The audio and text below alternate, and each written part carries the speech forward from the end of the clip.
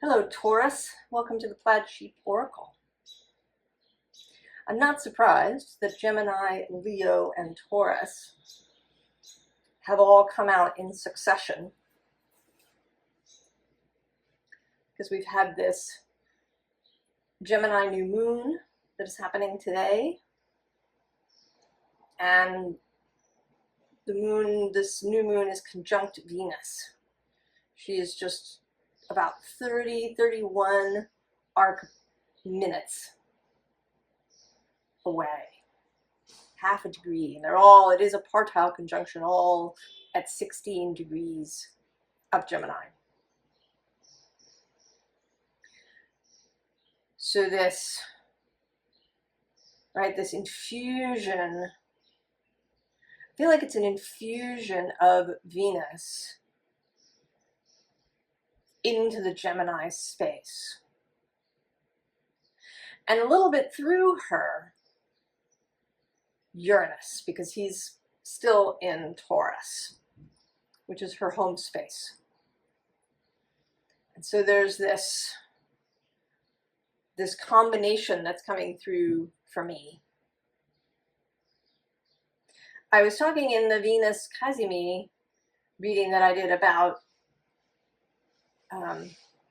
this being like Venus being melted and poured into your cup for you to drink. So it feels like that, like this liquid Venus infusing the Gemini space.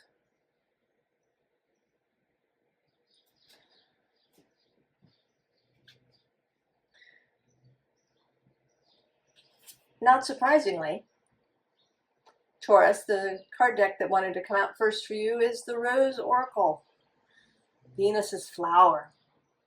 And the card is Second Bloom.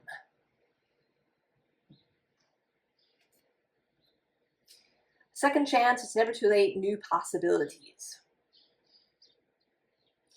And then at the bottom of the deck, or I guess at the top of the deck, I should start calling that the top, is Come to Me. Attracting like a rose, receive abundance, desires.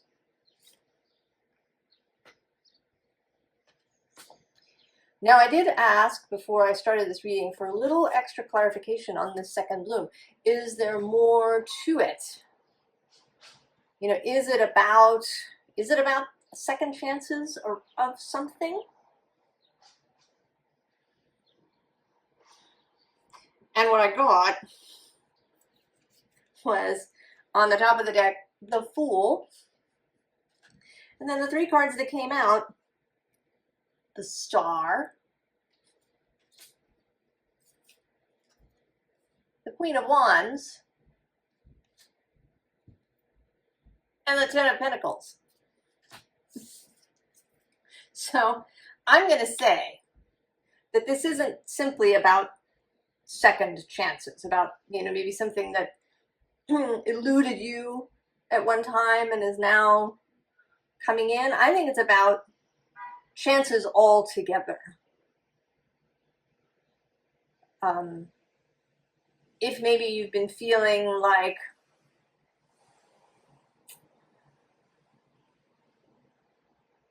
you'll never have what you want, or like many things that you want have been eluding you, or there's just, if you've sort of been perpetually in a state of longing. And I will say to you, I am absolutely a romantic. And so I understand, appreciate the romance of longing. It's certainly a feature in romantic literature and music, opera, drama, this sense of longing. But I'm also a pragmatist at the same time. And so I think that while longing has this romantic flavor, this courtly love feeling, the dropped handkerchief, the satisfaction deferred. That really, at the bottom of it, we just want to have what we want, and if you can get stuck.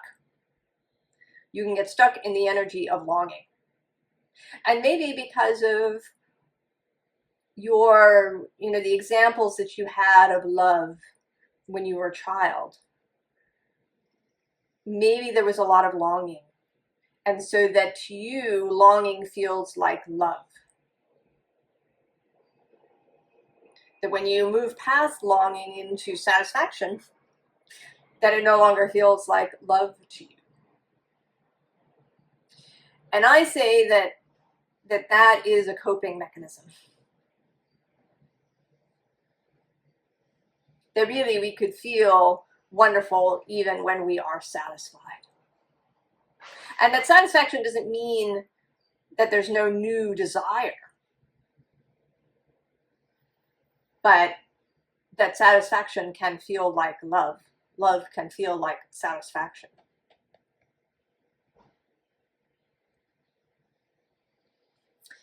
And so we have this 8 of voices, which longing, with the 5 of emotion underneath.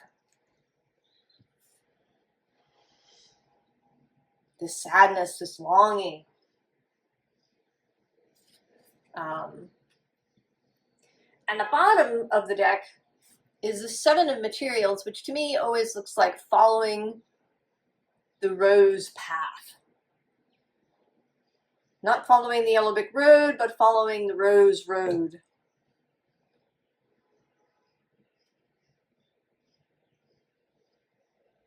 And that doing it, with Pentacles, this is a practical endeavor. The intention here is to have something manifest.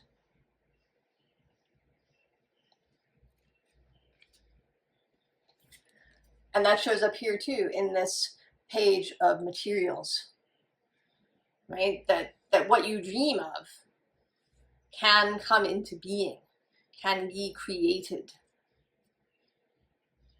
And that in fact it wants to be created. It's been reaching out to you in the other direction.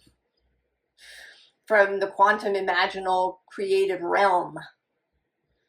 The idea of it exists. And it's all ready to go, ready to come into being. You have been inspired.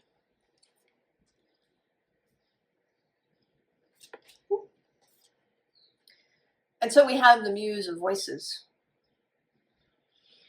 The ability to command the air realm. Mastery of this air realm, which includes your own mind, includes this creational space. There are these moth or butterfly wings in the background, this psychic realm. Mastery. And then with this rose color, this pink and orange, roses come orange too, and peach in color.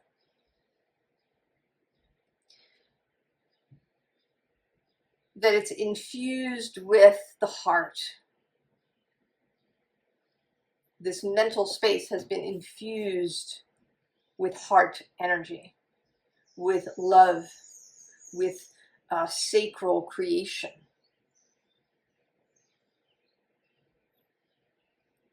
The ability to bring something into being. I've been seeing various astrologers talking about today's new moon conjunct Venus and changing relationships and communication and these kinds of things. And I think it can absolutely be that. But here now, for me and for anybody that's here at this reading, this is about getting those thoughts, allowing those thoughts to become manifest, tangible, physical as a rose. So we have the Queen of Materials. Very physical.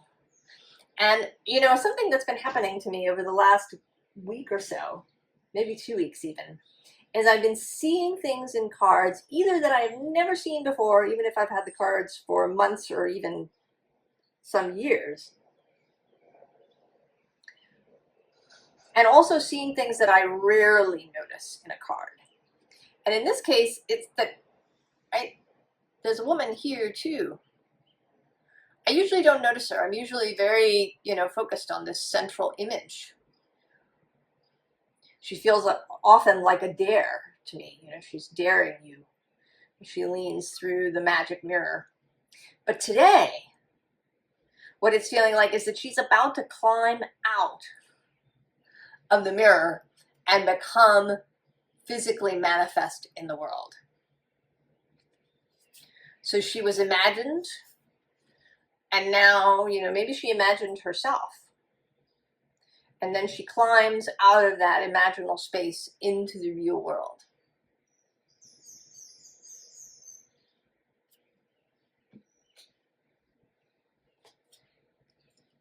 And that gives us the Muse of Materials. Here, mastery of the physical realm. Because the two things absolutely go together. You cannot, I think, have real mastery of the physical world and what happens for you, what you bring in to your life, what you attract, what you encounter, if you don't get your mental sphere under control. And that doesn't mean that you're monitoring every last thought that you ever have and that you ruthlessly police yourself. It means that you spend more time thinking about those things that you love, that you want, that please you, that you want to envision.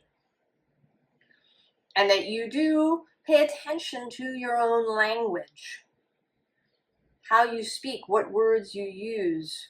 Do you tend to be self-deprecating? Do you, do you have lazy language? Where you use kind of fillers, like the word like, or, very common words. We want to say small and big instead of minute and enormous, right? How do you have an expansive vocabulary? Do you think in expansive ways?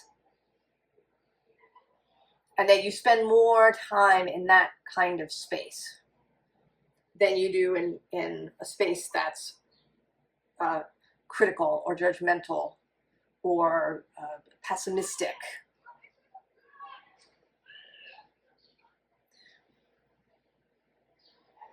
Now, sometimes we can have things, right, that are running under the surface. Just saying a positive thought may not, clear what is running under the surface, but it can reveal what's running under the surface. It can reveal to you that that mismatch. If you say a positive thought and it feels kind of icky, then there's something to look at, right? Clearing out these memories, these belief systems that we have to find our way into this mastery.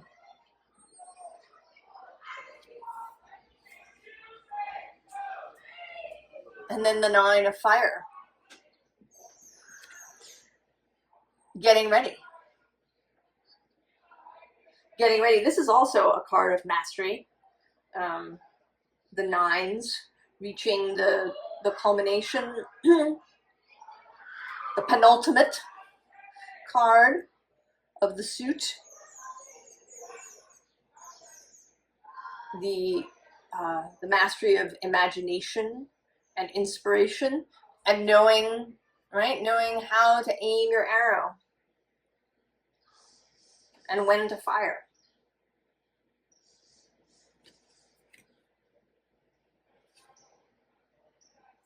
So actually, I'm going to start with what's at the bottom of the deck, which is the Tower. And this is Uranus totally making his appearance in the reading.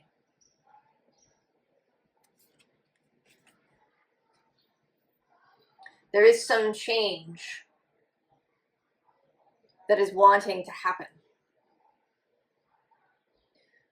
And it is, I would want to say, a kind of radical change. Though it may not be, you know, a total destruction or, you know, dismantling of your life, but that there is some radical physical change that wants to occur. And you might have a look, since it's coming into my head, on where Uranus is sitting in your chart. So if it's in the 6th house, for example, it may be that how you run your daily life is going to undergo some radical change. And if it's in your 2nd house, it could mean that, you know, what you own is going to undergo some radical change. And if it's in the 10th, possibly a career, or just how you present yourself, how you are seen, what your legacy is that you want to create may undergo a radical change.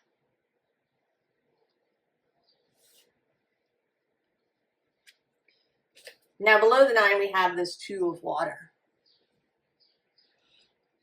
And this feels like just a sort of a gentle moment, a reminder that this is Venus energy, because there is a lot of dynamism in this reading, a lot of action kind of feeling of the tower and following the road and bringing something into manifestation.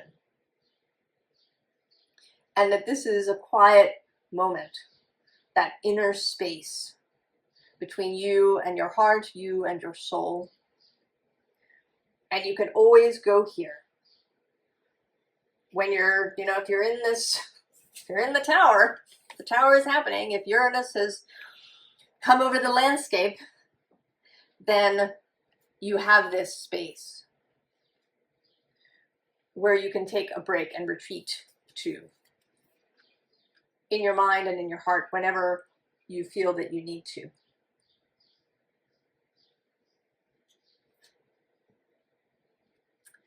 Queen of Earth, repeating. And here out in her garden, really enjoying the physical existence. You know, I mean, there's probably cool stuff, right, in the quantum realm, but she's really enjoying this physicality of her life. You know, really sticking, right? She's going to stick her face in that rose. You know, maybe she's just going to lie down in this field. And she's going to pet these rabbits.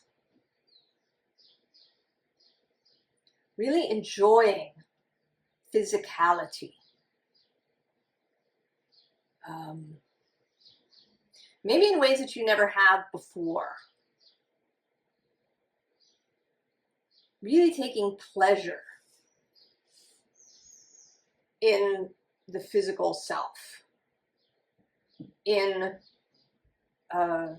taking pleasure in having. So, not in longing, finding the romance in having.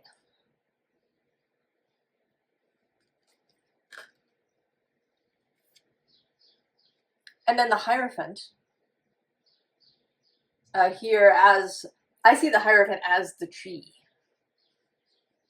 in this. I actually don't know if that That may be the intention. I haven't read most of the guidebook, but that's how it seems to me. So spiritual nourishment in nature. Spiritual nourishment from that which grows. You know, in a rose garden, in a park, at the base of a tree, in the ocean, in a river, in your own garden. You know, even in a bouquet of flowers, in your house plants. Finding nourishment for, not just for your heart and your body, but also for your mind.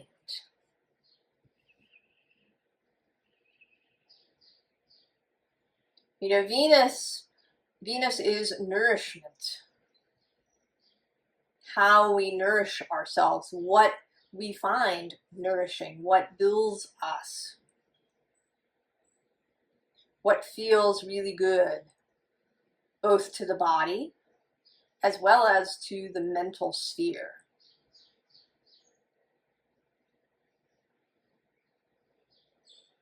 And she's moving now through Gemini, really perhaps showing all of us how to nourish our minds with things, not just with information, but with things, you know, with, you know, maybe getting yourself one of those little plant loops and going out and really examining a flower very close up. You know, seeing how different scents affect you. What memories rise up with different scents?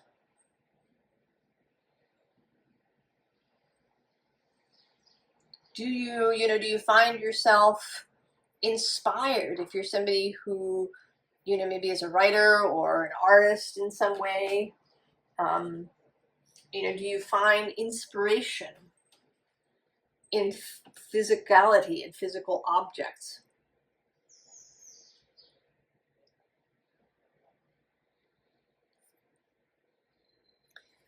Council of Monarchs, all the elements in action, and this has that magician vibe, which goes with Gemini. Gemini is associated with the tarot card, the Magician, and with magician energy. And the card that comes immediately after is this 8 of Air. And what this feels like to me is that these 4 magicians are engaged in a creational process. Right? This person is being created by them. And the spiders are helping. So in this 8 of Air, this person is not trapped. They're, you know, being created, being made manifest. You know, I think of spiders as multidimensional, many insects. Dragonflies, moths, butterflies, bees, spiders, right? Insects have a really multidimensional aspect. And so that these spiders are weaving this person out of the silk of creation.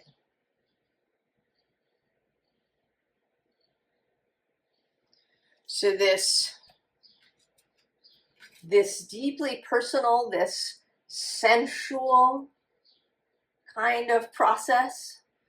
Because spiders, while being creepy, also have, right, there's a romantic, sensual quality to spiders too. Right, in that gothic way. you know, that they spin this amazing silk out of their bodies, that they literally make a creation out of themselves. They don't need any other tools. They create directly.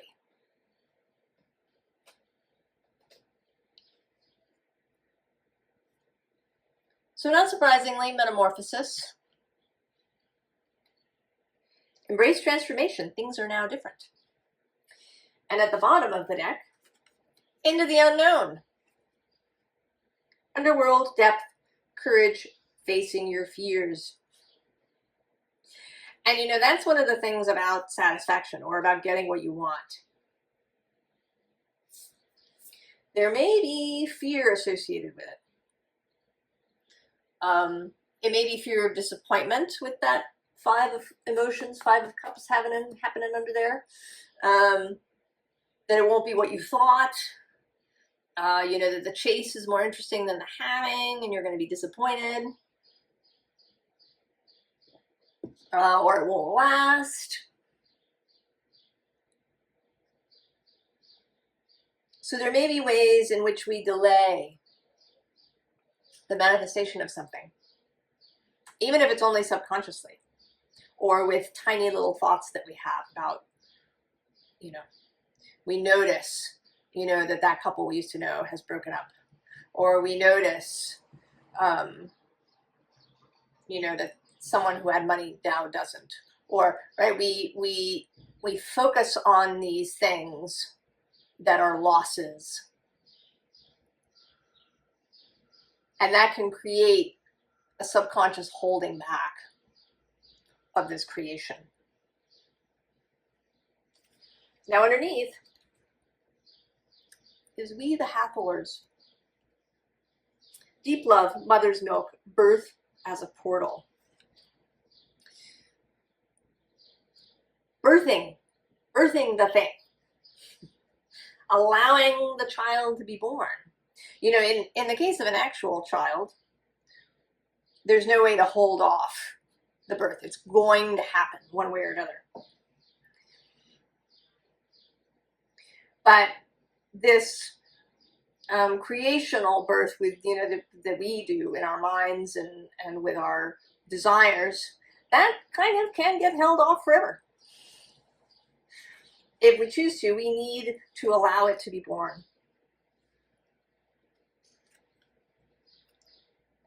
The sacred well.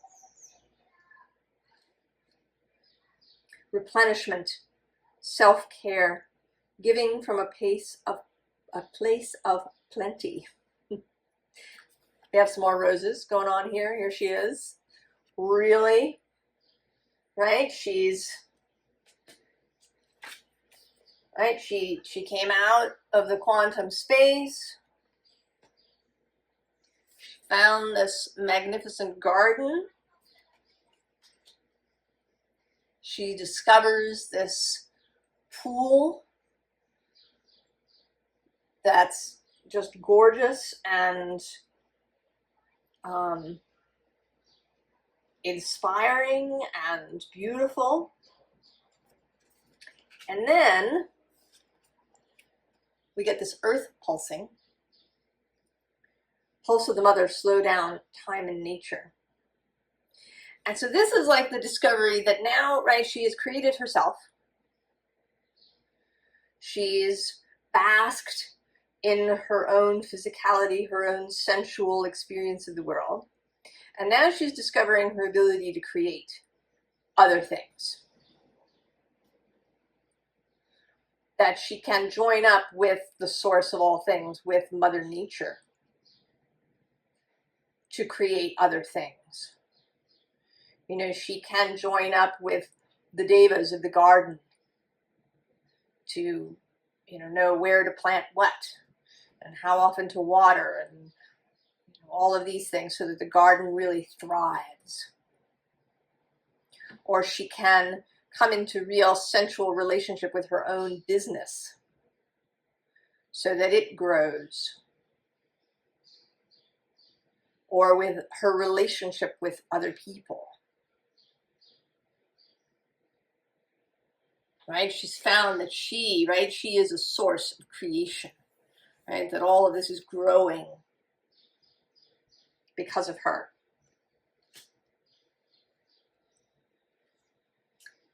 And then big picture thinking. Pleiades, energy, visionary, inspired ideas. And that this, right, that this action of creation leads to other things. And that there may be something bigger happening here than she's been aware of. That there's some, it's like she's been working on a corner of the jigsaw puzzle. And she suddenly realizes there's, that what she thought was only a 200-piece puzzle is actually a 1,000-piece puzzle that goes off in different directions and is part of a bigger whole. That her roses are part of a sort of a cosmic rose garden that intersects with other people's roses.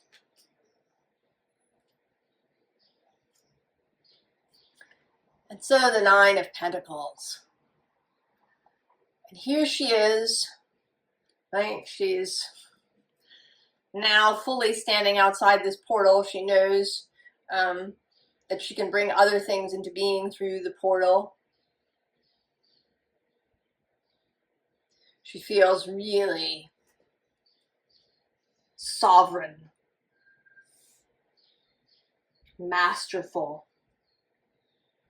but also really receptive, soft, open, romantic.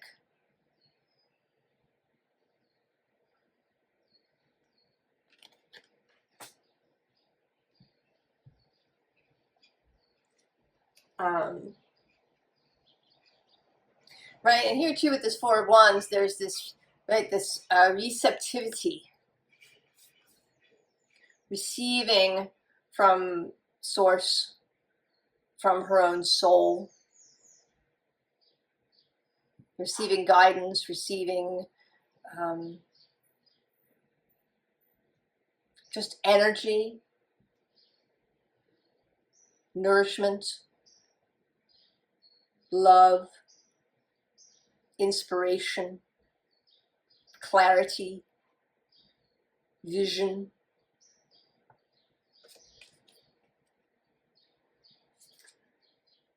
The bottom of the deck is death.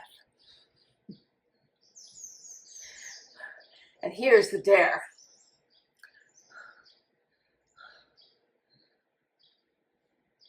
Dare to transform. Dare to cover yourself in roses.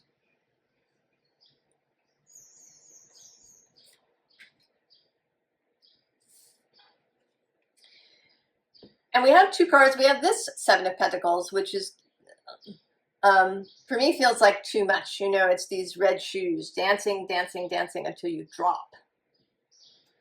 If you know the story of the red shoes. Here she is, she's damaging herself. And then this Ace of Wands today is coming through just as dishevelment. A really effortful kind of creation. That maybe is what happened in the past. And there may have been success. You may have, really made successful things. But it took a lot out of you. You felt spent by the end of it. And that may have contributed perhaps to feelings of disappointment. That if you engage some Herculean effort and then it didn't live up to that, or you were so exhausted by the end of it you couldn't really enjoy it.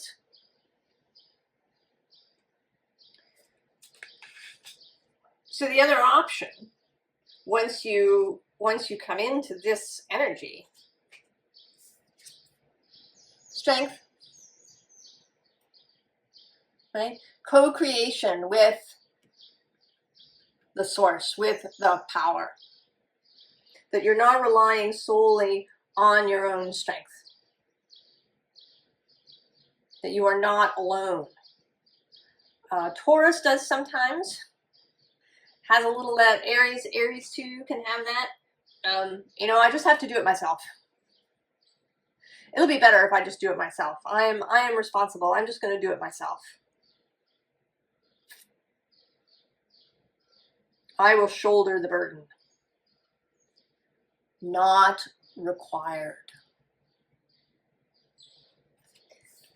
And so then we get the Ace of Pentacles.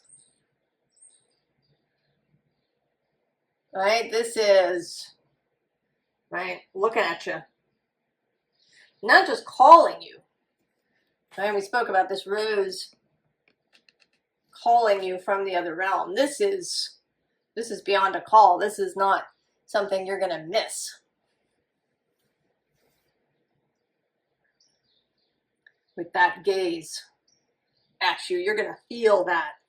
You're going to feel what wants to come into being next.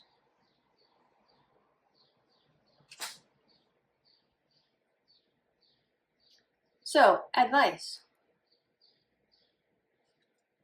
Sea Spirit, lighten up. Lighten up. This time capsule is underneath. Get out of there. Don't like bury yourself or allow yourself to be buried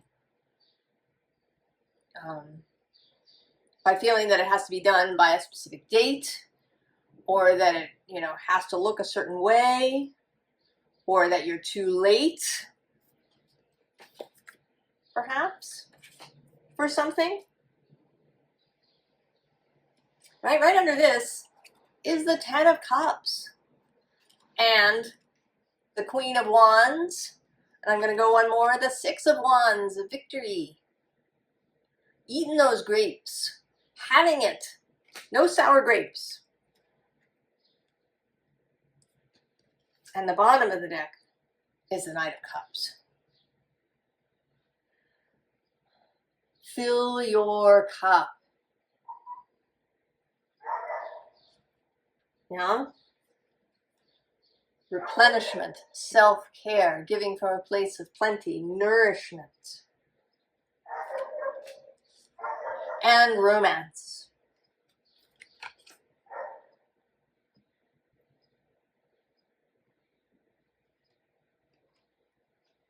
So strength repeats. Here a little bit tied up. But the key is right there in your hand. You can just slip out from this snake. You don't even have to force your way out. Right? Because the main thing that was holding you back, this egg, where you were, is cracked, you're out.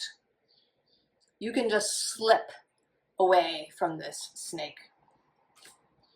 Right? You can, you know, instead of fighting, right, with this against time, instead of resistance, instead of resistant thoughts, these kinds of thoughts, right? Very different energy. Right? Even your dress has deepened and become more saturated and passionate.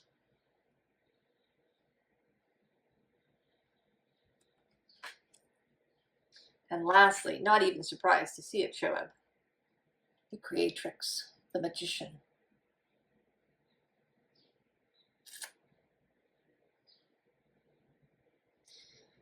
This Venusian energy is infusing your mental space, wherever that may be. Bask in it, bathe in it, drink it in every way that you know how. However that shows up for you, if it is lying in a garden, or, you know, eating beautiful foods, or, you know, making something with your hands, or being with a particular person, whatever it is, all of the above, drink it in, Taurus. Allow Venus in Gemini to saturate your mind.